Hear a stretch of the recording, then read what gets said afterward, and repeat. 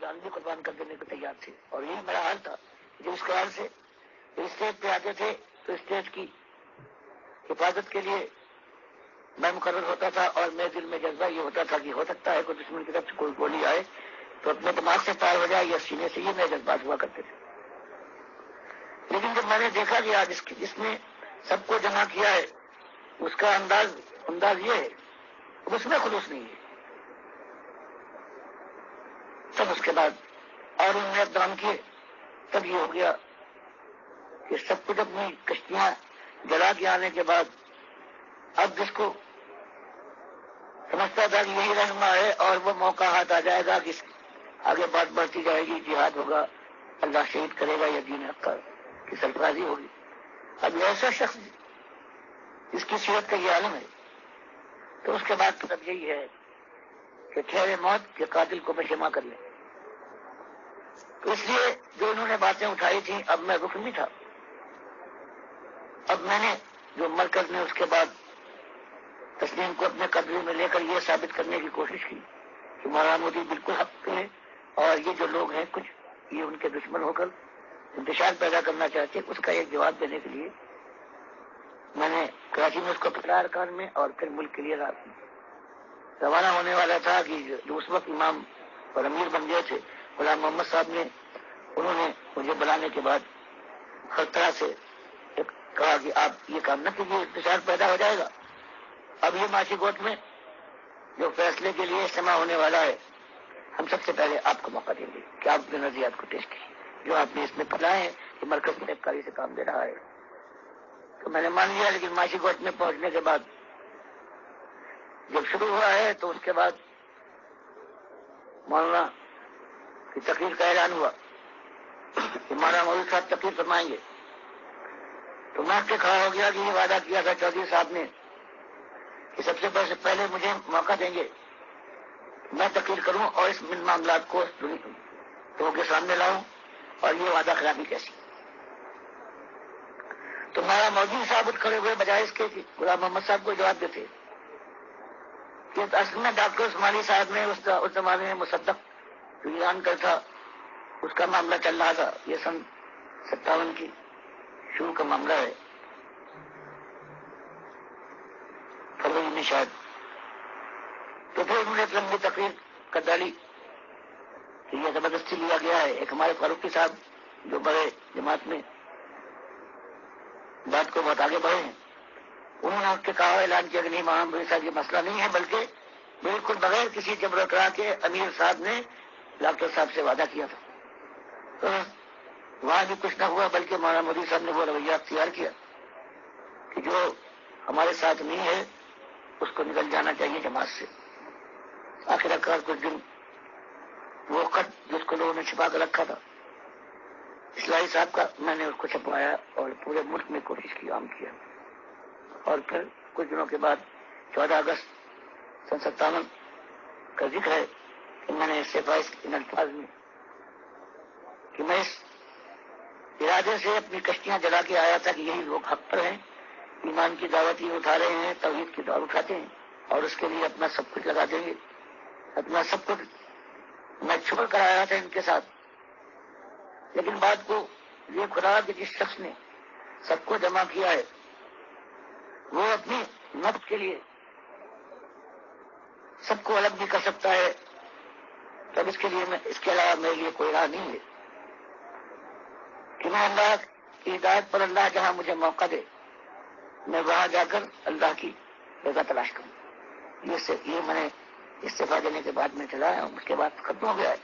تو یہ میرا معاملہ ہے کہ کسی قسم میرا تو عالم یہ تھا جب یہ سارے میں نے معاملات اٹھائے ماضی گوت میں پہنچا ہوں تو ایسی عالم قدرن کی بات تھی، کسی کو کچھ معلوم نہیں ہوتا. اعلان کر دیا ہے کوئی کسی سے کوئی بات نہ کرے.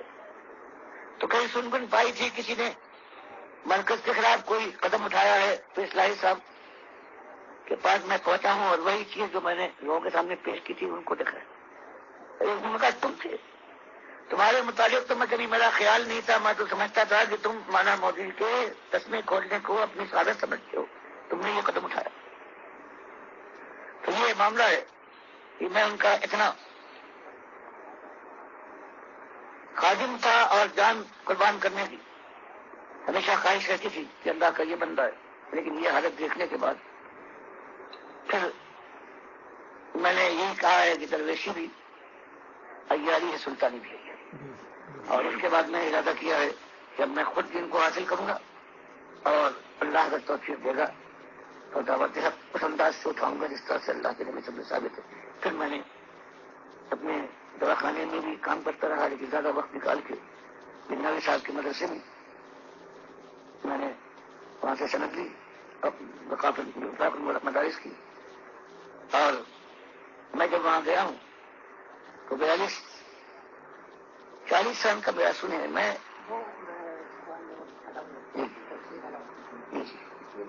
اس وقت اپنی تقریر میں وہ ایرانی صدیق صاحب کا جو حوالہ دیا میں تقریر میں یہ زبردستی غلام محمد صاحب سے اس نے پستول کے زور کے اوپر ان سے یہ وعدہ لیا تھا کہ ماچی گوٹ میں مجھے اجازت دیجیے گا، سب سے پہلے میں تقریر کروں گا۔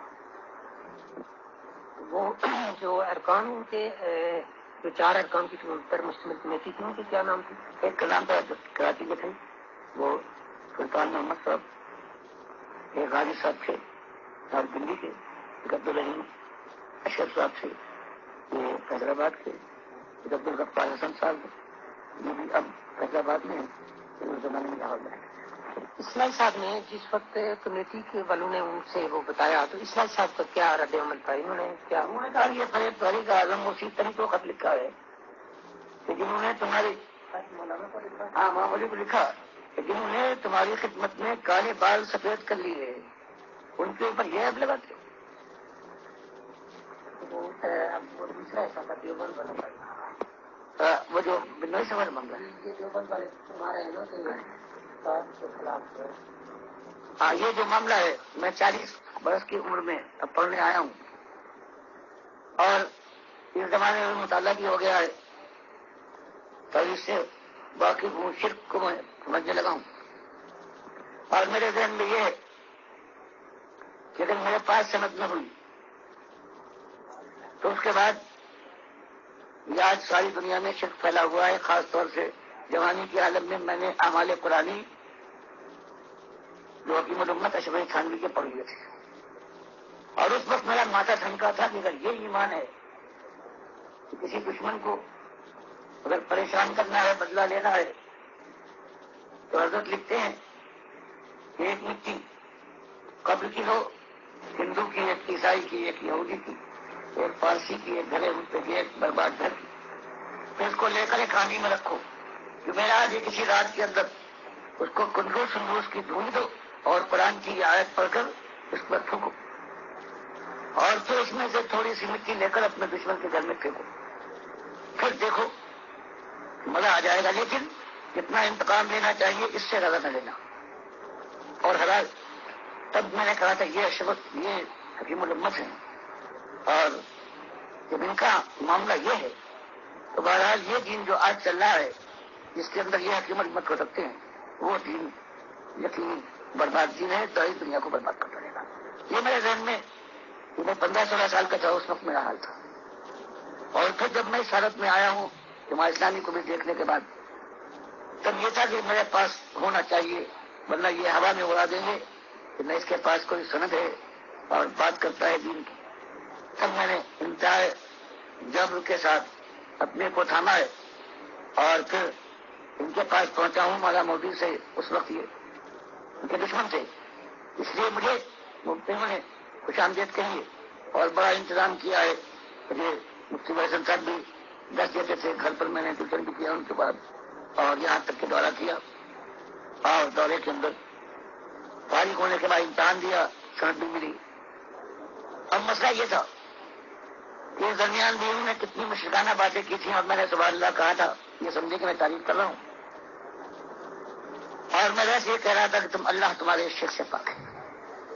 میری نگاہ میں نہ کوئی اس پر استاد تھا سوائے اللہ کی بڑائی، اور دین کا طریقہ تھا جہاں ایک مثال کے طور پر جب وہ بخاری پڑھنے لگے اور وہ قرآن کی آیت آئی جس میں کہ فاغسلوا وجوہکم کہ اپنے چہرے کو دھو، تو بیان کرنے لگے کہ میرے دادا جو تھے بنور میں جن کا مزار ہے وہ بڑے شاغل اور راکب تھے لیکن عالم نہیں تھے. ایک دن ایک ان کے مرید نے یہ سوال کیا کہ پروردگار عالم تو قرآن میں فرماتا ہے کہ وضو کرنے میں سب سے پہلے اپنا چہرہ دھو،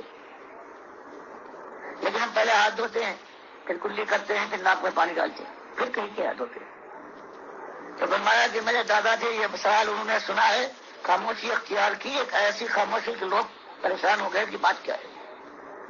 آخرکار انہوں نے کہا کہ سائل اپنے سوال کو دہرایا گیا تو انہوں نے جواب دیا کہ دیکھیں بات تو یہی ہے، چہرہ تو دھونا چاہیے، لیکن جو چیز دھوتی ہے پاک کرتی ہے وہ پانی ہے، اور پانی میں 3 صفات ہوتی ہیں.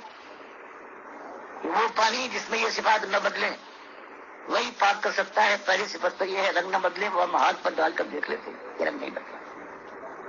دوسری صفت یہ ہے کہ مزہ نہ بدلے، منہ میں کنڈی کرتے وقت ہم معلوم کر لیتے ہیں کہ پانی پاک ہے، مزہ نہیں بدلا. ناک میں ڈالتے ہیں، اس سے معلوم ہو گیا کہ بو بھی نہیں بدلی. تو اس کے بعد یہ پانی ہے جو اپنی صفات کے ساتھ موجود ہے، اس سے چہرہ دھویا جائے. اس لیے ہم یہ کام کرتے ہیں. اس شخص نے اور مجلس والوں نے کہا کہ حضرت جب یہ بات کیا آپ نے نقطہ بیان فرمایا ہے، آپ نے اتنی دیر انتظار کیوں کروایا؟ تو بنا ایسا فرماتے ہیں کہ ہمارے دادا نے کہا کہ بچوں تم جانتے ہو کہ میں جاہل آدمی ہوں، تم نے ایک ٹیڑھا سوال مجھ سے کیا، مجھے معلوم نہیں تھا، میں نے مدینے والے سے پوچھا. انتظار کرتا رہا، گستاخ تو نہیں ہوں، مدینے والے سے بار بار میں کہتا کہ بتائیے. جب مدینے والوں نے مجھے بتایا ہے تب میں تم کو بتا دیا. میں نے کہا سبحان اللہ، وہ خوش ہوئے کہ نیا پتا ہے، اور میں یہ کہہ رہا تھا کہ اللہ تمہارے شرک سے پاک ہے. یہی انہوں نے کیا.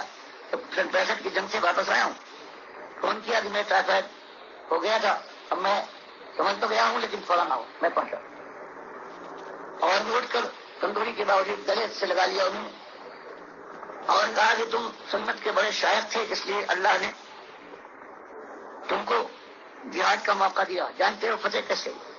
میں نے کہا آپ ارشاد فرمائے. کہا شاہ ولی اللہ نے دیکھو لکھا ہے کہ تو اللہ البالغہ میں کہ کچھ مرد ہوتے ہیں جن میں زنانہ پن ہوتا ہے، کچھ عورتیں ہوتی ہیں جو مردانگی کی جگہ رکھتی ہیں. اسی طرح سے کچھ ایسے اللہ کے بندے ہوتے ہیں جو فرشتہ سے بدلتے ہیں. جب یہ مر جاتے ہیں تو یہ فرشتوں کے ساتھ شامل ہو جاتے، فرشتوں کی طرح سے ان پر بھی الہام اللہ کرتا ہے اور یہ کاروبار دنیا کرتے ہیں. شاہ اللہ صاحب نے لکھا ہے اور لکھا ہے. کہا کہ جب یہ 6 ستمبر کو ہندوؤں نے حملہ کیا تو یہی جو فرشتوں کے ساتھ فرشتہ صفت یہ مل جاتے ہیں اور یہ مدینے میں نبی صلی کی خدمت میں لگے ہوئے ہیں. یہ پہنچے آپ کی خدمت میں اور کہا کہ ہندوؤں نے آپ کی امت کے اوپر پاکستان والوں پر حملہ کر دیا ہے، آپ نے اللہ توجہ فرمائی ہے. رسول اللہ صلی اللہ علیہ وسلم نبی صلی اللہ علیہ وسلم میں ہرگز توجہ نہیں کروں گا، کیونکہ یہ لوگ پاکستان والے بڑے فاسق فاجر ہیں، بہت علاوہ کرتے رہے، لیکن نبی صلی اللہ علیہ وسلم نے صاف انکار کیا. آخر کار یہ کہا کہ میں تو توجہ نہیں کروں گا، ہاں تم فاطمہ کے پاس چلے جاؤ، اگر ان کا دل پسیج گیا انہوں نے توجہ کی تمہاری مراد پوری ہو جائے گی. تو بتایا انہوں نے کہ یہ حضرت فاطمہ کے پاس پہنچے، وہاں علاوہ کے بعد آخر کار ان کی مراد پوری ہوئی. حضرت فاطمہ نے توجہ فرمائی اور پاکستان کی فتح ہو گئی. بس اس وقت بھی سبحان اللہ. تو یہ مولانا کے ساتھ میری زندگی کا یہ معاملہ تھا. میں نے کچھ اور لیکن کبھی کے کوئی ایسا سختی کے ساتھ اظہار نہیں کیا.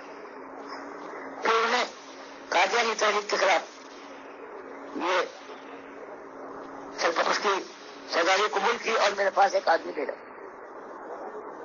کچھ بھی ہو جائے بہرحال تم میرے شاگرد ہو، اس راستے میں کچھ میری بات کرو، کچھ ہونا چاہیے. میں نے کہا حضرت لاغیب کہ یہ کافر ہیں، ختم نبوت کو نہ ماننے والے، لیکن آپ یہ تو سوچیے کہ آپ دیوبندی ہیں اور اس کے اندر ایک کفر ہے تو آپ کے اندر ہزاروں. اور یہ معاملہ ہو کہ اگر شراب پینے والے یہ کہیں کہ چرس بند کروا دی جائے تو یہ تو انصاف تو نہ ہوا. آپ کو ان کا تقابل ہے اسی انداز سے.